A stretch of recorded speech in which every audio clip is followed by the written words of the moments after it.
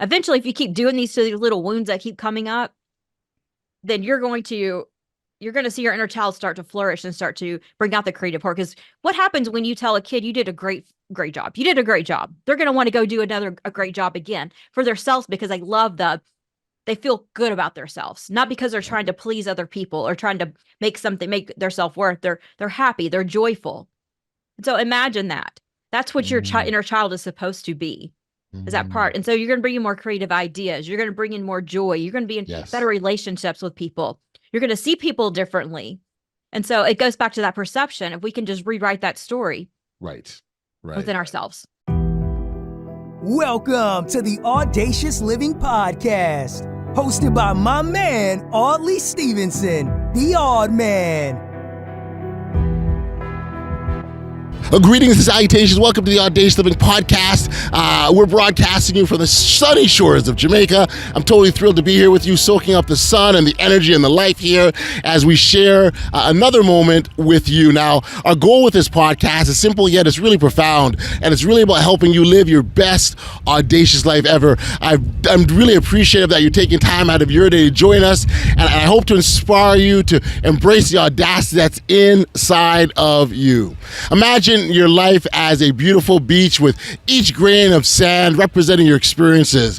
Just as the waves shape the shoreline over time, our childhood experiences mold our adult behaviors and mindsets. Sometimes these experiences leave us with wounds that we carry into adulthood, shaping how we view the world around us, as well as ourselves. Today, we're going to dive into the importance of reparenting oneself, nurturing that inner child to address past wounds and cultivate a more fulfilling life. We'll also explore the distinction between self-worth and confidence, emphasizing that true self-worth comes from within, independent of our external achievements.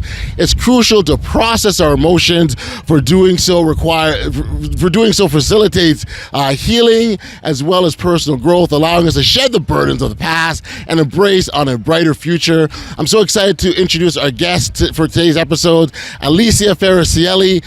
Alicia is a certified life coach who specializes in inner child work, a transformative process that helps individuals uncover and heal that childhood wound that we talked about earlier.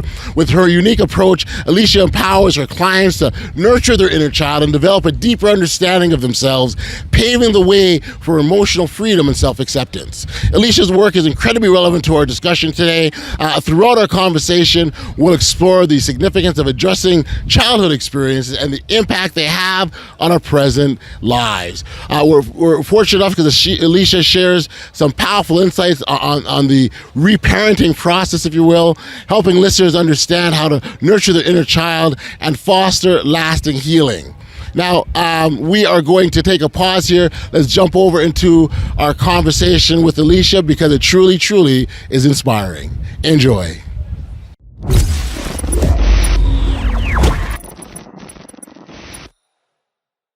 Hey, Alicia, thank you for joining me here today on the Audacious Living Podcast. I appreciate you making the time to do this, and thanks for being here. Thank you so much for having me on here. I'm super excited. We're going to have an awesome conversation. I don't doubt that for a second. Again, I love the opportunity to engage in these dialogues. So like on this podcast, we spend much time talking about this best audacious life, that we talk about here, and really encourage people to kind of go after that. A big piece in understanding and recognizing that is knowing that the path that you're on is your path. And it's going to be different from others. And it's not going to be, there could be some similarities. There's certainly going to be some challenges and obstacles, but in terms of how I respond or how you respond or how Sally responds or Joe responds, it's going to be different. And regardless of those differences, it's our path to own nonetheless. And so I say that because I know you spend a lot of time certainly as a life coach where you uncover some of those things, and as an inner child specialist as well, which I'll get you to elaborate further on, and no two stories are the same. Like everyone's different, and that's okay, because you can draw from those differences and learn sorts of wonderful things about one another and how we approach life. And so I all that preamble to be able to say again, thank you for being here. And maybe as a starting point, I can invite you in to sort of talk to our audience a little bit about who you are, what you do, and what's got you to the point that you're at now. Yeah. So I call myself, I do have a life coaching certification. But life coaching is so broad and so overused that Mhm. I specialize in inner child work. And so I find that inner child work really ties into all aspects of your life.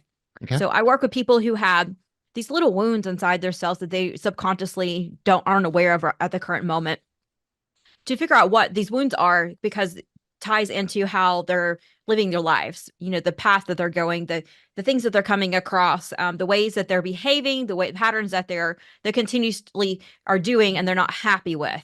And a lot Mhm. of times that's tied into these little inner child wounds that we forgot about or we don't even consider, that really, it seems so small in our lives, but it's really creates such a big impact. So I help Right. people go through that. So I work with the inner child to bring it out to this creative, joyful, happy part of ourselves that Mhm. we're continuously attached to and we're playing with, and Mhm. we're continually nurturing this little inner child, and it's such a Gotcha. beautiful relationship that we can have, and a lot of times we've shoved that down into Mm. into ourselves and we're not really addressing that part of us. I'd love to know that I guess that process of discovery. Like, how do you know something exists when you don't know it exists? Like, to be Yeah. able to find those little wounds that you said, what does that kind of look like? Yeah. So, I mean, a lot of times you have people who are dealing, let's say, scarcity mindset for a while. A lot of times that's part of maybe a call your upbringing, but it's not necessarily something your parents would have put into you. Could have been a teacher or a friend or, Hmm. Hmm. neighbor or something you saw on TV that could have created this little. So think of your mind as like this little photo book. And so Okay. every time that somebody has said something to you, you remember it. You either can process it consciously and go on, like, as we do as adults. But if you're a child, everything's so literal.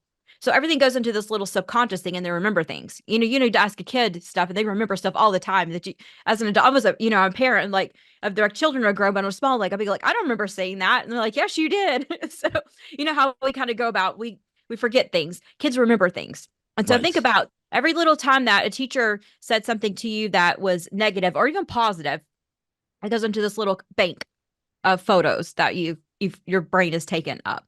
And so imagine your brain is like so wide and big that we don't remember everything. So we put stuff subconsciously down because we don't want to feel that pain again. Right. So it could be as simple as, I would use example, you brought home a B on your paper and your parents expect you to make straight A's. And they Hmm. were so disappointed in you, but that B you worked really, really hard for. And you were Right. really proud of it because you thought you were going to get an F on this test. Right. Right. So subconsciously that you're thinking, okay, well, I didn't do good enough. And so as children, we're thinking, I'm not good enough unless I make A's. So I need to work harder to be good enough. Hmm. And so, So yeah. yeah, go So ahead. I was gonna say, so the things that we're now seeing are in reaction to what's taking place in our lives. Yeah, a lot of times the way that we perceive the world has to do with our experiences in life. All it has 100% to do with our experiences in life. And so, as we're working with this inner child and we're taking this little memory out, we're rewriting that pretty much. We're saying, you know Hmm. what? Just be, I brought home this B.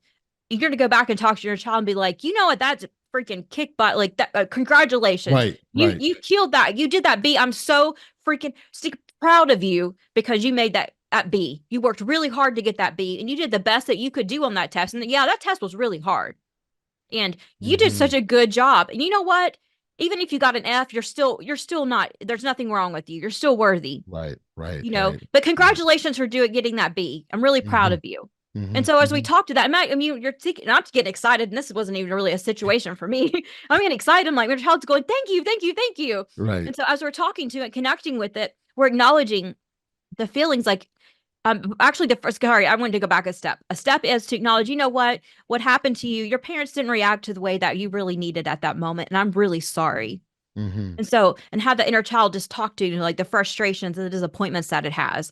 And then we go back, and that's the reparenting process. So till that. Eventually, if you keep doing these to these little wounds that keep coming up, then you're going to see your inner child start to flourish and start to bring out the creative part. Because what happens when you tell a kid you did a great job? You did a great job. They're going to want to go do a great job again for themselves because they feel good about themselves, not because they're trying to please other people or trying to make their self-worth. They're happy. They're joyful. So imagine that. That's what your Hmm. inner child is supposed to be. is that part. And so you're going to bring in more creative ideas. You're going to bring in more joy. You're going to be in Yes. better relationships with people. You're going to see people differently. And so it goes back to that perception. If we can just rewrite that story Right. within ourselves. And I mean, is it fair to say that most things can be pointed back to our childhood when we talk about sort of the problems or challenges that we have as adults? So I say yes and no. So yes, it does point back to, so as we're a child, as our children, we start to develop our sense of who we are, right? Yes. Mm-hmm. We start to develop lots of psychology behind all of this, develop who we are. We start to see our perception of the world. And so that's what we're rewriting. But things have happened in that past that trigger that. So there's usually something that's deep inside that happened through your early stages of life, I'm going to say. And by early stages, I mean probably before the ages of maybe 18, 20, whatever. Because when you're still 18, 20 years old, I consider, you're adults, but you're still perceiving the world. You're still trying to figure the world out. So other things can trigger that. So if you're in a relationship with the same person, well, you could have something. So somebody could say something that triggered you from a current relationship, but that trigger that caused that current relationship for you not to be able to process through that was probably something tied into your inner child. That's something that was told to you. And there's a misconception that people think I had this great childhood, which is fantastic. I mean, that's amazing. But that isn't, we all are in this world of imperfections and things that happen. So therefore, something's happened in your life because you're alive. Mm-hmm. That's caused you to think a little differently and to put a little wound on yourself. We're not perfect people. That's the whole point of we're not supposed to be perfect. Right. We're supposed to go through life and learn things. And the way we learn things is through things happening to us. Got you. No, makes total sense. And that kind of leads me to ask, sort of when we talk about things happening to us, what was sort of your personal journey to get you to the point that you're at now to do this kind of work? Yeah, I didn't just wake up when I was 3 and be like, I'm going to be an inner child coach and just start the yeah. Isn't that how it goes normally? Yeah. No. I wish. No, I wanted actually, it's a funny story. I wanted to be an actress when I was 12, and then I wanted to go into psychology. Then I wanted to be an art therapist, and I wanted to, then I went into I ended up going into business and marketing. So it's my progression was I would never went into acting. So, understood. So yes, when I was born into a very fear-based, religious family that, hellfire damnation, you feared for your entire eternal life, by every little action that you made could put you into this fiery pit of hell. Right. That way. And so once you're born into that type of environment, especially I could take it from my mother's womb you are it creates a lot of trauma inside yourself, inside your mind, because it's not naturally who we are as human beings. We're not fear-based human beings supposed to be. Fear is great to keep us protected, but it was more than protection. It was more trauma-based. So when I was born into that, I was very shy. I was very timid. I was very scared. Didn't want to get in trouble. And it wasn't because I was afraid of the consequences of that. It was because I was afraid of not being perfect. And so a lot of perfectionism came in, a lot of people pleasing, because I was still trying to please my parents, but I never could live up to my father's standards no matter what I did. So I was constantly trying to do all that.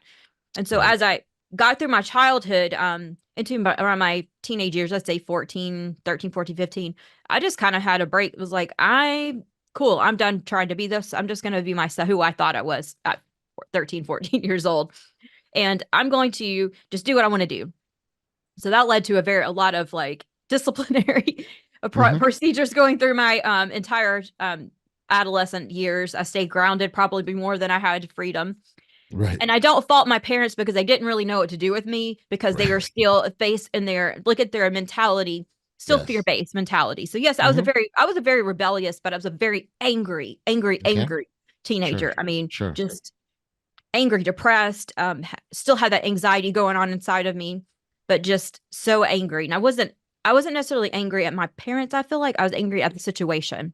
And so, but I was still trying to please my parents at the same time. So imagine the mix of emotions going on, this anger, but you still want to please your parents, but you're angry at them. You're angry at what they're doing. And so it's all this mixture emotions going through that I never know how to process through. And so as I get into my adulthood, in my 20s, I had 2 children very young, got married very young. and I tried to go back forth to there. I still had this thing of like, I didn't want to develop a relationship spiritually or anything because I had to be at their denomination or it was like, oh, you're going to hell Gotcha. mentality. And so I was like, well, I'm going to hell anyway. I might as well just enjoy my life. So it's what I did. Right. And so I went through like 20 anyway, got a divorce, but right before I was 30, because I was like, I knew intuitively how to make some changes, but I didn't really understand the changes I was making. So then I became a single mom, and that's a whole nother trauma on top of that. And mind you, I still had all the other wounds and traumas I was still dealing with at this entire time. So I hit a point to where I think I was probably 36 or 37, about 30, 35, 36, whatever. And I was like, I can't do this anymore. Like I'm done. I'm like, I have my life. Like I just looked up to God. I was like, you know what? I'm done. Like you can, like, I'm about to, unfortunately, and be the end of my life, or something's got to change because I cannot continue to function like this. And that was such a groundbreaking, and it brings emotions back to me, but it's also that moment of freedom for me because I'd made a decision. And the decision I subconsciously, consciously made was to continue on and to see what happened. And luckily I did, because after that, things started to change. Gotcha. Started to open up. I really started the healing journey then. And so as I started to heal, I started, doing a lot of reading, podcasting, all the fun stuff that people start to do when they're starting, like, oh, and they get like, okay, let's start to take some changes, some mindset changes. Worked really hard for several years. And then I left, and a lot of my frustration was in the businesses I was running. And I was on a hustle train. I was trying to prove myself, trying to prove to everyone, working so many hours, making little profitability, had a good business in event planning, but I was burnt out. So then I went into real estate. After getting real estate, same thing happens. I mean, I made a lot more money, but it was still that hustle going on and on, still trying to prove. And so I decided, I was like, I still did some more work myself. And I was like, you know what? I really, really want to get back into my passion. I feel like I always wanted to do business coaching. Then I had this limiting belief that, of course, tied into the wounds and trauma of not being good enough. You haven't had multi-million-dollar businesses, Alicia. You cannot do this. And I was like, you know what? I know how to do. And I sat down. I was like, I don't think that's true. I'm going to give it a try anyway, because that's my nature. I was like, if I can't figure it out, I'm just going to do it myself. Or I can't find a job around it. I just created it. Right. And so I did. And then I started working with people, and they're like, their mindsets were off. They didn't think they could do it, because I guess I attracted in the same people that before, which was great, because then I was like, okay, we're going to do some mindset work. So I was a few steps ahead of them, which was great. Then I thought, well, I got to stay ahead. I need to do this work myself. Ended up hiring a coach. She introduced me to energy work, to meditation, to breath work, to all these other modalities to start releasing the energies inside of myself. So I could open up like my heart chakra, open up my mind, and to be able to receive in more additional healing. 90 days, I was a new person. I came out of the victimhood standpoint as much as I could at that time. But then I was still thinking, I was like, there's still something missing. Like there's still something. And so it's funny how the universe works. There's this inner child. Like inner child work kept coming up, and I was like, oh wow. And then shadow work behind that. I was like, okay. So I've spent a couple years like going and deeping really deep into the inner child work, inner child healing. And I found out at the very beginning, like that's what it was. It was little Alicia inside of me that was still wounded, still hurt. I hadn't addressed her. I shoved her down.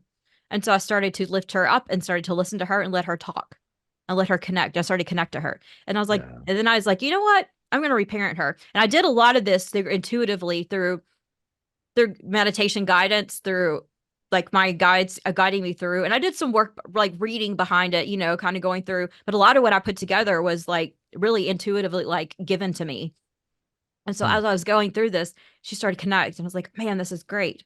And so I was like, this is such a good, I can like literally put my hand on my heart and talk to her at any time and feel it better immediately. And know that it's connection, not shoving down better, but just I'm releasing stuff up with her, talking to her. And now she's happy most of the time. She has her little spells that we have to go through, and connect, but we have a good, like, she's my little girl. I consider my little girl that's tapped my hip now. I love the fact that she's that third person, right? That's outside of you, and you can, like, which Is that sort of one of the strategies in the healing process? Yeah. Because if we're looking at ourselves as, so there's something wrong with us, or there's something wrong with this little girl, because we have to take that part, because that is a part of us. That's not who we are. It's just a part of us. So that's how I kind of make it different. And it's so easy to be able to visualize a little child, like yourself as a little child, be able to heal that. And then you come in as the parent to it. So if you kind of separate those two and you're not feel like you're just talking to yourself, you're like you're talking to something else, it makes the healing process much easier to go through, in my opinion, and from what I've seen with my clients. Yep. And so how do you do that? How do you make that separation and split yourself, I guess, if you will? We're splitting our, you're not going into multiple personalities or anything. So, unless you really want to, then by all means do that. But another strategy. You can put different personalities to it, but you're still the same person, because you're still the same person. A lot of times, if you just take a picture of yourself as a child, some people don't have photos of themselves, take something that reminds you them of their childhood. That's in I'm going to say a happy space. Let's start with happy spaces. If you like to play basketball, or you like to play or ballet or whatever, take a picture of a ballerina or a basketball player. Who was your favorite, like NBA player, whatever, when you were a child or something like that, and just act like that was you and start to talk to it. And it's going to feel weird at first. You're going to be like, what am I doing? But really, dude, if you just close your eyes and just imagine, and you could do meditation, close your eyes and just say, all right, little child, come out. And so we're having this conversation. What are we talking about? Like, are you exploring? Are you question asking? What's happening there? So you're connecting. First thing you want to do is connect. You have to connect and say, oh, cool, you're there. I mean, just literally and just say, you tell me, and then ask questions like, tell me how you're feeling right now about this situation. How are you feeling? And the first emotions that start to come up are going to be the emotions. And so we're like, no, you're not. And so never, ever, ever want to just say your emotions are valid. You should never felt that way. And you want to say that never happened, because it's ignoring a child. What happens to ignore a child? They pout, they act out, they do everything that's not healthy for children to behave. Right. So we're connecting with it, and we're having conversation back and forth. How are you feeling today? Okay, cool. Then you're laying the questions. Well, how come, why do you think you feel that way? Well, what happened to make you feel that way? And in a very loving, like you would a child, loving way. You're not criticizing. Well, why do you think you feel that? You're just very loving, like a manner, like you would a mother, like a nurturing. You're nurturing this child. So have these conversations, and then you're gonna acknowledge that whatever they have to tell you. You know what? You are absolutely okay to feel that way. You're all right, and we're acknowledging letting them know it's okay they felt that way, because that's what they're wanting to hear. Right. Gotcha. Yeah. And I think that's once you start that process, it becomes, you start to recognize, okay, like you can recognize where those wounds are. We talked earlier where those wounds, right? You start to recognize them, say, oh, I get it. That must be such like an aha moment. I'm thinking it is. Man. Because then you know where to go. People are like, oh, I don't want to feel these pain and stuff. I'm like, how are you going to know where to go, where to get to release this, if you don't know where it's coming from? And so we have to feel that, and you have to sit into it and in a very safe space. And if you need to find somebody to help, walk you, that's perfectly okay. But to sit in that safe space and to really feel into those emotions, it's okay to feel pain. It's okay to feel anger. It's okay to feel the hurt. It's not going to kill you. I promise. It's not. It's going to feel like it is, but it's not going to kill you. You're going to be okay. So process through that until you don't feel that, until you feel better about it. And so once we sit in that emotions and process those feelings out, then we can get to the next spot, which is the release and reparenting portion of it. It's as you're talking through, and I'm just sort of envisioning that, that aha moment and what that does. I guess the sense of freedom that comes to mind, like what that, like how lifting and uplifting that is, and freeing of the shackles and whatever was holding you back. I want to talk about that experience, that freedom. Yeah. So when you start to, it's like the aha moment, and then you're like, wait. People do one or two things. They're like, I'm ready to okay, cool. They did 1 to 3 things. You're like, okay, cool. I've already did that. I'm done. No, you're not done.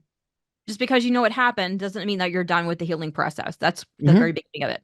Second of all, they want to say, well, wow, there's something wrong with me feeling this way. There's absolutely nothing wrong with you feeling this way. Right. I love that. And the third thing, they're like, all right, what's the next step to get this released? And that's where you want to go.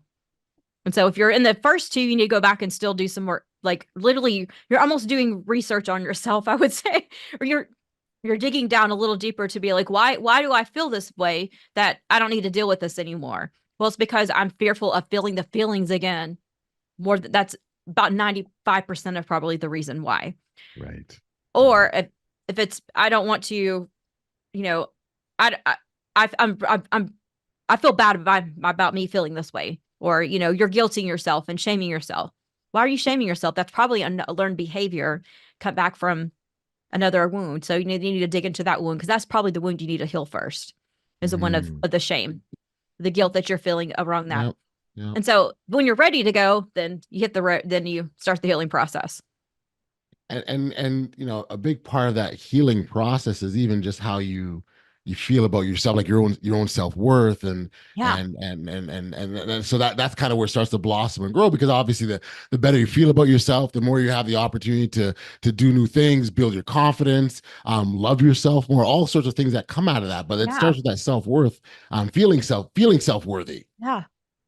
Yeah, you have to feel self-worthy. And people define self-worth in so many things. To me, self-worth means that I know who I truly am, and no matter what happens to me, I'm okay. I'm still loved. I'm still wanted. I'm still right. I'm still me. And sorry, Alicia, that's a very powerful statement to be able to say and make, right? When you can say that, despite all the things that have happened to me in the world, I know who I am, what I stand for. I'm loved. I'm worthy. And let's keep going. Yeah. And I'm good enough no matter what. And so a lot of times people confuse the confidence with self-worth. Confidence is nothing more than you're feeling good about a skill or feeling good about yourself. That can be taken, that skill goes up and down day to day. I'm confident. I'm a confident driver. People's like, I'm a confident driver. I'm a confident in my job. I'm confident in this skill. I'm confident that I am this person. That's confidence, not self-worth. Because even if you're confident, if I'm not confident that I'm a good driver, I'm still worthy. Even if my skills, I screw up on some skill at a job, I'm still worthy. Because when you screw up, you believe your confidence to be your self-worth, then your self-worth is, it's not there. So that's the tying out that's one of the reasons why you tie that out. A lot of people say their self-worth is tied into their material possessions, or it's tied into how much they've achieved in life, or how good of grades. And I didn't see this, even people tying their self-worth into how good of a parent they are, or how their kids, how good they are in their school and sports and all this stuff. That's not who you are. Your core is love, light, and peace. And when that's who you are, that's who we all are deep down. We just have all these wounds and traumas and things that have created our perceptions to go a little differently than to come back to our core. That's divine, like inside of us is that love and peace. And I mean, that's who we are. And if that can't be taken away from you, which it can't once you have that, when you truly have that, it's not to say that your life is going to be easy and there's not going to be hiccups and you're not going to feel emotions, because we're always feeling emotions. Emotions are healthy. We're supposed to feel emotions. We're supposed to process through them. Yep. They're there for us to be able to, well, otherwise we just be, stagnant, apathetic little people. We don't want that. We're part of the human experience, right? Yes, we have to have emotions. Anger is okay. Fear is okay. But it's, happiness is absolutely okay. All these emotions are okay. They're supposed to be there. They're protecting us. Yes. However, we can't live in that. We can't live with one emotion. And that's where anxiety and depression and all these things that come up, that's where they live, is because we're living in those emotions instead of processing them. We're living in them. Yeah. I think what I oftentimes look at too is, so those are the emotions, we identify them. Yes, that's anger. Yes, that's fear. Yes, that's happiness. It's what do you do after the emotion? That's where you really have to evaluate. And so, like, as you said, living in there is a piece of that, part of living there. So if all my actions now are tied into these emotions, right? And my emotions are tied to those material things that I lost, let's say hypothetically, then I mean, that's a string of not a lot of good stuff at that point, right? Yeah. What do you have left? Right. At the end of that, what do you have left? You have yourself. So you see these people who lose everything and then they find themselves. Yes. Why is that? Because that was their power. Like, I literally think they had to lose. I lost a lot of stuff too in order to find myself. Mm-hmm. I went through a very hard times in my 20s and 30s and 40's been great, but I had those hard lessons because I had to find myself. I had to lose a lot of friends. I had to lose a lot. I lost, housing. I've lost all kinds of everything. Yep. Because I had to find myself. And That's right. once you realize that, you're going to be okay with the things that happen to you because you're going to realize what's going on. You're going to look at your, arguments with, when people hurt your feelings or something. You're going to realize, they hurt my feelings because there's a wound there that needs to be healed. It's not the other person's fault that they hurt my feelings. It's because there's a wound that needs to be healed. And so if you start little flips of perception on that, your life starts to become more joyous. It becomes more free and happy. Yes. You just got to heal it. Absolutely. The piece on that, when we talk about, feeling self-worthy, I think the opposite side of that is that self-doubt, right? Where we question our ability, we question our own worthiness. And that's not an uncommon feeling for a lot of people. In fact, I would hazard to say, you can say I'm crazy here, but I think that's a natural part of the feeling. But again, it's what you do with that feeling once it arrived is kind of going back to that point again. Yeah. I mean, imagine anger. I'm just going to use this feeling, anger. If we're angry, is anger bad? The feeling is not bad. What's it do? It's protecting us. It's first of all letting us know we're angry because something's crossed our boundaries. And so now we know our boundaries. Now we know it's also really, maybe there's something we need to work on. Or maybe there's something about this other person that made us angry that we maybe not need to be associated with them. I'm just saying it depends on the situation. Yep. So if we take that anger and we go and physically hurt someone or murder someone with that anger, that's not okay. Don't go do that. No. But if we sit and we process that anger, it'd be like, you know what? I'm really angry about this and I'm going to sit with this. I'm going to be okay, be angry about it. And I have every right. It's okay for me to be angry. So I'm going to sit and process this anger and figure out why I'm angry about it. And is it really something inside of me that I'm angry about the way that or is it really something the other person did? And how did most of the time anger comes from feelings being hurt or something. What is it about myself that I need to change, not the other person or the situation? Because we can change certain situations, but it starts with changing ourselves. You can't change other people. No. If you want to change other people, start changing yourself. Yeah, that's the only way you change other people. This is from experience. But it's true. You can't make someone do something that they're not meant to do or they don't want to do or they don't see the purpose in doing, right? Or at least if you do, it's not sustainable for a long period of time. Yeah. And let's go back to perceptions. My perception is different than the other person's perception. Their perception is, it's okay. I'm okay. I don't want to change. I'm okay with the situation at this current moment. Your perception is different. You're not okay with them being at some different. So who needs to do the changing? Because they're not going to change. They don't see anything wrong. You see something wrong. So you change. You can make multiple different changes. You can choose not to allow that in your life anymore, or you can choose to accept that, or you can choose to reframe things. There's multiple things you can do to accept, to change. I mean, but the change comes within you. You have to make that change. Yeah. And that's so hard because we want to control people. We want to control things. We want to control our environments. The only thing you can control is the way that you react to your emotions. You can't control your emotions. That's correct. People say you can. Emotions are going to happen and they're normal and they're past. And they will change over time. You can become in better control of them, but you can't control them. So let them happen. Yeah, but you can control the way you react to them. Yeah, that's right. Letting go, right? The opposite of controlling is letting go and releasing. Render it all in. So. Yeah. And then there's a bit of trusting that things will align themselves as they should. And even if they don't, that's not a bad thing either, because at least you can see, okay, so it didn't work the way I thought it would. Why is that? And it gives you that opportunity to analyze sort of where you're at and what's happened and what got you to the place that you're at. Yeah. I mean, we want to, and it's funny how I talk to people with manifesting. It's like, you want something, quit stuff. You want something to change in your life, stop figuring out how it's going to happen or the whole entire path is going to happen. Stop controlling it. And don't even control the outcome of it. Stop controlling stuff. Just put it out there and do the steps that you're being guided intuitively to do. That's the key, like manifesting stuff. But we want to control, like you said, in order to surrender, we do have to have this inner knowing and trusting. And it starts with, I mean, you can't just say, if you're especially a control freak, and I mean, I have a hard time with this still because I want to control everything. And they're like, oh, I got to surrender. It's been years and years of learning to release and surrender that out. So start little steps, like start to surrender into a conversation with someone that you want to, that is going the way not going the way, just surrender into it and see where it leads to, because it may lead to the outcome. We want the outcome to be a certain way. That's not always in our best and highest good. So if we surrender the outcome out and be like, whatever's going to happen, and just trust in knowing, and just literally you have to, that's what faith and trust in knowing, surrendering it out. This is what I would like to happen. But if it doesn't, I know it's going to be for a better, higher cause. I'm going to learn a better lesson, or I'm going to be in a better place, which is lessons are, I'll get you in a better place. And so it's always, I mean, this is never, when I surrender stuff out, it's never steered me into a direction that it need to be. Yeah.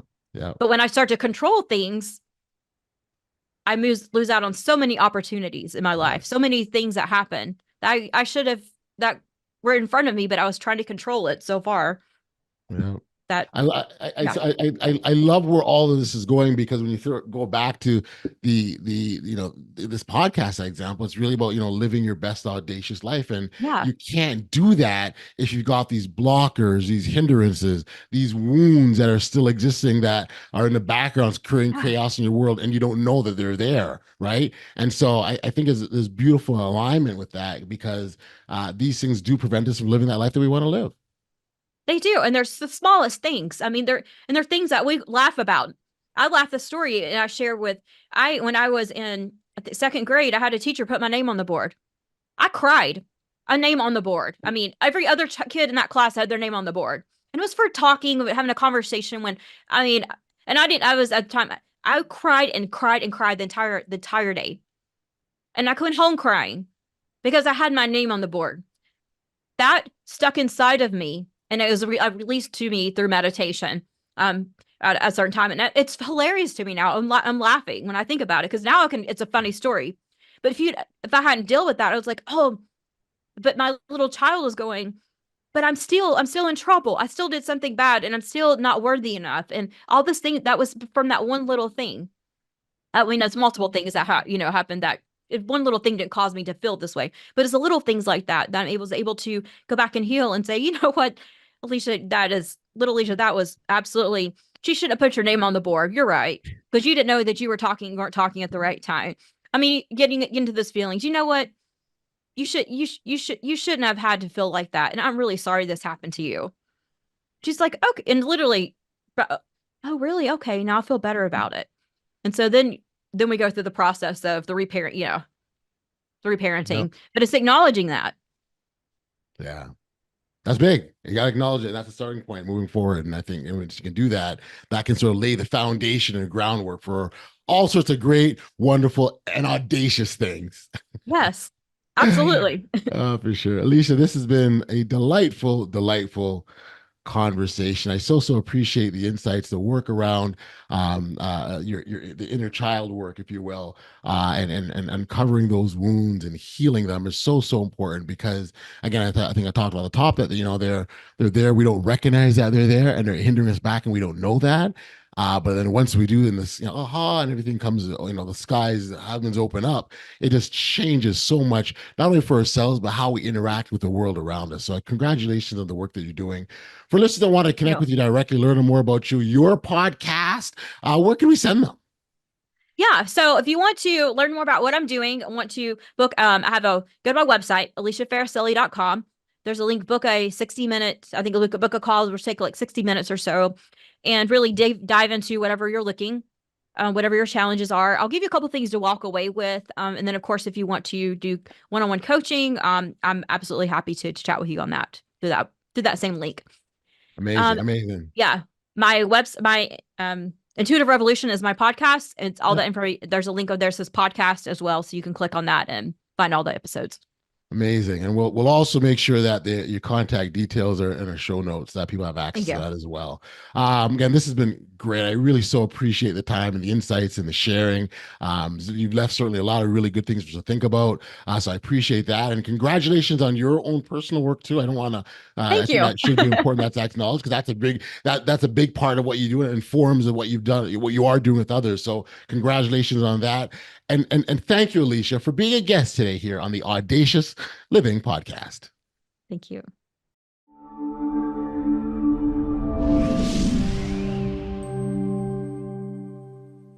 Back we are here on the podcast.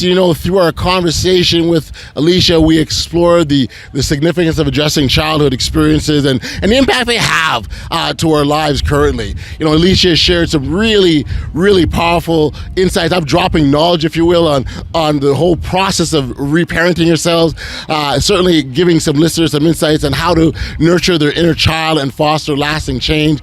One of the main points I absolutely love from our conversation with Alicia is how she articulates the difference between self-worth and confidence, and that's a really, really important distinction. She reminds us that while confidence can fluctuate, our self-worth is an intrinsic quality that remains constant no matter our achievements or our setbacks. This perspective is liberating and allows us to embrace our true selves without the need for external validation. I encourage you to connect with Alicia directly to continue this journey of self-discovery and healing. You can find her contact details in the show notes below, along with special offers that she's providing to help you on your path. As we wrap up this episode of the Audacious Living Podcast, I want to thank you for joining us on this audacious journey that's led to the sunny shores of Jamaica. If you enjoyed our conversation today, please like, follow, and share the podcast with your friends and family. Together, we can continue to grow this community of audacious individuals committed to living their best lives. Until next time, keep shining brightly, embrace your audacity, keep safe, be kind, show love to one another, and be audacious. You've been listening to the Audacious Living Podcast, hosted by Audley Stephenson. If you enjoyed what you heard, be sure to like, subscribe, and share. Until next time, be audacious.